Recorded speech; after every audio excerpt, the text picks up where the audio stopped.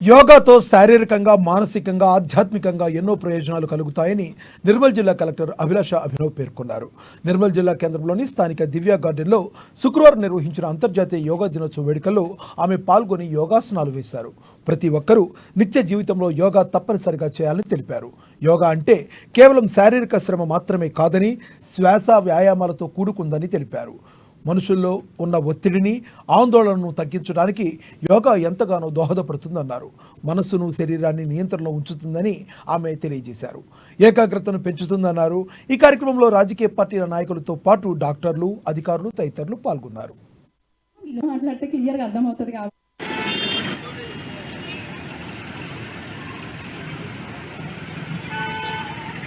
ईश सब सुखी हो कोई न हो दीपेन साध्यते सर्वं మెల్లిగా ఊపిరి పీల్చండి, మెల్లిగా ఊపిరి పదకండి.